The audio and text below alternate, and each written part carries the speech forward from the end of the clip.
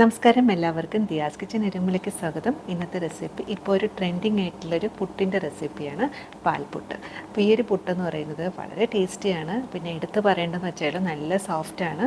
ചെറിയൊരു മധുരമൊക്കെ ചേർന്നിട്ട് പുട്ടായതുകൊണ്ട് തന്നെ ഇതിൻ്റെ കൂടെ കഴിക്കാൻ പ്രത്യേകിച്ച് ഒരു കറിയുടെ ആവശ്യമില്ല. കുട്ടികൾ ഇഷ്ടത്തോടെ കഴിക്കും. അപ്പോൾ ഇതെങ്ങനെ ഉണ്ടാക്കാൻ കണ്ടു നോക്കാം. ഈ ഒരു റെസിപ്പി ഇഷ്ടപ്പെട്ടാൽ ഒന്ന് ഷെയർ ചെയ്ത് സപ്പോർട്ട് ചെയ്യണേ. അതിന് വേണ്ടിയിട്ട് ഞാനിവിടെ 1.5 കപ്പ് പുട്ടുപൊടി എടുക്കുന്നുണ്ട്. അപ്പോൾ നമുക്ക് എത്രയാണോ ആവശ്യമുള്ളത് അതനുസരിച്ചിട്ട് പുട്ടുപൊടി എടുക്കാം. ആവശ്യത്തിനുള്ള ഉപ്പ് ചേർക്കാം. ഇനി ഇത് നമ്മൾ സാധാരണ പുട്ടിന് മാവ് നനയ്ക്കുന്ന മാതിരി കുറച്ച് വെള്ളം ഒഴിച്ചിട്ട് നന്നായിട്ടൊന്ന് നനച്ചെടുക്കാം. അപ്പോൾ ഇതിൽ ചേർക്കുന്ന വെള്ളത്തിൻ്റെ അളവ് ഞാൻ കറക്റ്റ് പറയുന്നില്ല, കാരണം ഓരോ പുട്ടുപൊടി അനുസരിച്ചിട്ടിരിക്കും. ഇതിപ്പോൾ വീട്ടിൽ തന്നെ പൊടിച്ചെടുത്ത പുട്ടുപൊടിയാണ്. അപ്പോൾ വെളിയിൽ നിന്നൊക്കെ വാങ്ങുന്ന പുട്ടുപൊടിയാണെന്നുണ്ടെങ്കിൽ കുറച്ചധികം വെള്ളം ചേർക്കേണ്ടി വരും. അപ്പോൾ അതനുസരിച്ചിട്ട് വെള്ളം ചേർത്ത് നമ്മൾ സാധാരണ പുട്ടിന് മാവ് നനയ്ക്കുന്ന മാതിരി നനച്ചെടുക്കാം. മാവ് ഒട്ടും കട്ടയൊന്നും ഇല്ലാതെ നന്നായിട്ടൊന്ന് നനച്ചെടുത്തിട്ടുണ്ട്. ഇനി ഇതൊരു 10 മിനിറ്റ് നേരം റെസ്റ്റ് ചെയ്യാനായിട്ട് വെക്കും. മാവ് റെസ്റ്റ് ചെയ്യുന്ന സമയം കിട്ടും നമുക്കൊരു കാര്യം റെഡിയാക്കി എടുക്കാനായിട്ടുണ്ട്. ഞാനിവിടെ ഒരു ഇടത്തരം ക്യാരറ്റ് എടുത്തിട്ടുണ്ട്. ഇനി ഇത് ഗ്രേറ്റർ ഉപയോഗിച്ചിട്ടൊന്ന് ഗ്രേറ്റ് ചെയ്തെടുക്കാം. ക്യാരറ്റ് നന്നായിട്ടൊന്ന് ഗ്രേറ്റ് ചെയ്തെടുത്തിട്ടുണ്ട്. ഗ്രേറ്റ് ചെയ്തെടുക്കുമ്പോൾ ഇങ്ങനെ തീരെ ചെറുതായിട്ടാണ് ഗ്രേറ്റ് ചെയ്തെടുക്കേണ്ടത്. ഇനി നമ്മൾ നേരത്തെ നനച്ച് വെച്ച മാവിൻ്റെ കൂടെ ഗ്രേറ്റ് ചെയ്ത് വെച്ചേക്കുന്ന ക്യാരറ്റും കൂടി ചേർത്തെടുക്കാം. ഇനി ഇതിൻ്റെ കൂടെ 1-2 കാര്യങ്ങളും കൂടെ ചേർക്കാം. ഇപ്പോൾ ഞാനിവിടെ 2 ഏലം ഒന്ന് ചതച്ചെടുത്ത് വെച്ചേക്കുന്നതാണ്, അത് ചേർത്തെടുക്കാം. അപ്പോൾ ഏലം ചേർക്കുമ്പോൾ നല്ലൊരു മണം കിട്ടും. 2 ടേബിൾ സ്പൂൺ പഞ്ചസാര ചേർക്കാം.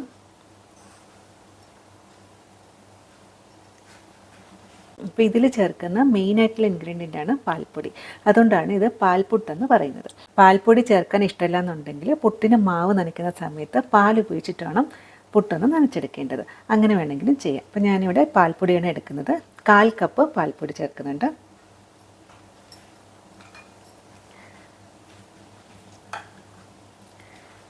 അരക്കപ്പ് തിരികെ തേങ്ങ. ഇനി ഇതിലോട്ട് ഒരു ചെറിയ സ്പൂണ് നെയ്യും കൂടി ഒഴിച്ചു കൊടുക്കാം. ഇനി ഇതെല്ലാം കൂടി നന്നായിട്ടൊന്ന് മിക്സാക്കി എടുക്കാം. അപ്പോൾ ഇതിൽ ചേർത്ത തേങ്ങ, പഞ്ചസാര, പാൽപ്പൊടി ഇതൊക്കെ വേണമെന്നുണ്ടെങ്കിൽ കുറച്ചും കൂടി ചേർക്കാം. പാൽപ്പൊടി അളവ് വേണമെന്നുണ്ടെങ്കിൽ ഒരു 1/2 കപ്പ് വരെ ചേർക്കാം. അപ്പോൾ അതൊക്കെ നമ്മുടെ ഇഷ്ടത്തിനനുസരിച്ച് മാറ്റങ്ങളൊക്കെ വരുത്താം. അപ്പോൾ ഇതെല്ലാം കൂടി ചേർത്തിട്ട് നന്നായിട്ടൊന്ന് മിക്സാക്കി എടുക്കാം. അങ്ങനെ എല്ലാം കൂടി നന്നായിട്ടൊന്ന് മിക്സാക്കി എടുത്തിട്ടുണ്ട്. അപ്പോൾ മിക്സാക്കിയപ്പോൾ നോക്കണ്ടോ, മാവിൻ്റെ കളർ നോക്കൂ, ലൈറ്റ് ഓറഞ്ച് കളറാണ്. അപ്പോൾ ഇതിൽ നമ്മൾ ചേർത്ത നെയ്യും അതുപോലെ തന്നെ ഏലമൊക്കെ ചേർത്തുകൊണ്ട് തന്നെ നല്ലൊരു മണമൊക്കെ വരുന്നുണ്ട്. അപ്പോൾ ഇത്രയേ ഉള്ളൂ. ഇനി നമ്മൾ സാധാരണ പുട്ടുണ്ടാക്കുന്ന മാതിരി നമുക്കൊന്ന് പുട്ടുണ്ടാക്കിയെടുക്കാം. കുറച്ച് വെള്ളം ചൂടാകാനായിട്ട് വെച്ചിട്ടുണ്ട്. ഇനി ഈ കുറ്റിയിൽ നമുക്ക് മാവ് നിറച്ചെടുക്കാം. അപ്പോൾ നമ്മൾ മാവ് നിറയ്ക്കുന്ന സമയത്ത് അടിയിലൊരു പ്ലേറ്റ് വെച്ചിട്ട് നിറയ്ക്കുകയാണെന്നുണ്ടെങ്കിൽ ബാക്കി വരുന്നത് പ്ലേറ്റിലോട്ടേ വീഴത്തുള്ളൂ. കൗണ്ടർ ടോപ്പ് ക്ലീൻ ആയിട്ടിരിക്കും. അതൊരു ടിപ്പാട്ടോ. ഇനി ഇതിലോട്ട് ആദ്യം തന്നെ തേങ്ങ വെച്ച് കൊടുക്കാം. നമ്മളെല്ലാം ഒരേ അളവിൽ തന്നെ വയ്ക്കുകയാണെന്നുണ്ടെങ്കിൽ ലാസ്റ്റ് ആ പുട്ട് റെഡിയായി കിട്ടുമ്പോൾ നല്ലൊരു ഭംഗിയായിരിക്കും. ഇതിലോട്ട്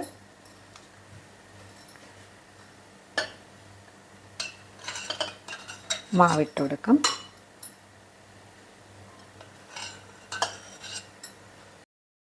ഇതിൽ വേണം എന്നുണ്ടെങ്കിൽ നെയ്ക്ക് പകരം വെളിച്ചെണ്ണ വേണമെങ്കിലും ചേർക്കാം. പക്ഷേ നെയ്യ് ചേർക്കുമ്പോൾ പ്രത്യേക ഒരു ടേസ്റ്റാണ്. കുറച്ച് തേങ്ങ ഇവിടെ വെച്ചെടുക്കാം.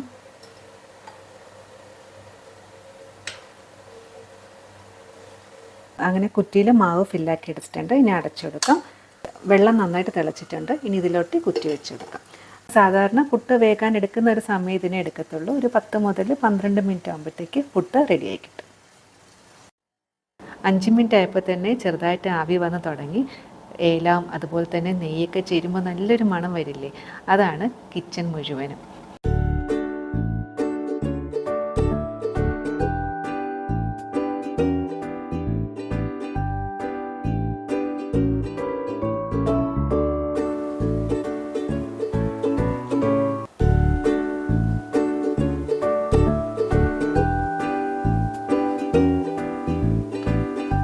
അപ്പോൾ നല്ല ആവി വറക്കുന്ന നല്ല സോഫ്റ്റ് പുട്ടാണ്.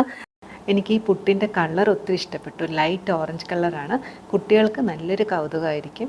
ഇതിൻ്റെ കൂടെ കഴിക്കാൻ പ്രത്യേകിച്ച് ഒരു കറിയുടെ ആവശ്യമില്ല. കുട്ടികളൊക്കെ ഇഷ്ടത്തോടെ കഴിക്കും. പുട്ടൊന്ന് ടേസ്റ്റ് ചെയ്ത് നോക്കി. നല്ല ടേസ്റ്റി ആയിട്ടുള്ള പുട്ടാണ്. ഇതിൻ്റെ കൂടെ പ്രത്യേകിച്ച് ഒരു കറിയുടെ ആവശ്യമില്ല. ഇതിൽ ചേർത്ത ക്യാരറ്റും അതുപോലെ തന്നെ പാൽപ്പൊടിയും പഞ്ചസാരയൊക്കെ ചേർത്തുകൊണ്ട് തന്നെ ചെറിയൊരു മധുരമൊക്കെ ഉണ്ട്. അതുകൊണ്ട് കുട്ടികൾ ഇഷ്ടത്തോടെ കഴിക്കും. അപ്പോൾ ഇന്ന് നമ്മൾ സാധാരണ ഒരേ രീതിയിൽ തന്നെ പുട്ടുണ്ടാക്കുന്നതിന് പകരം ഇതുപോലൊരു വെറൈറ്റി ആയിട്ടുള്ള പുട്ടൊക്കെ ട്രൈ ചെയ്ത് നോക്കുകയാണെന്നുണ്ടെങ്കിൽ കുട്ടികളും മുതിർന്നവരും ഒരുപോലെ ഇഷ്ടത്തോടെ കഴിക്കും. അപ്പോൾ ഇത് രാവിലെ ബ്രേക്ക്ഫാസ്റ്റ് ആയിട്ടോ ഡിന്നറായിട്ടോ ഒക്കെ നമുക്ക് സെർവ് ചെയ്യാൻ പറ്റും. ഈ ഒരു റെസിപ്പി എല്ലാവർക്കും ഇഷ്ടപ്പെട്ടാന്ന് വിചാരിക്കുന്നു. ഇത് ട്രൈ ചെയ്ത് നോക്കിയിട്ട് ഫീഡ്ബാക്ക് അറിയിക്കാൻ മറക്കരുതേ. ഇതുപോലെ വേറെ റെസിപ്പി ആയിട്ട് കാണാം. താങ്ക്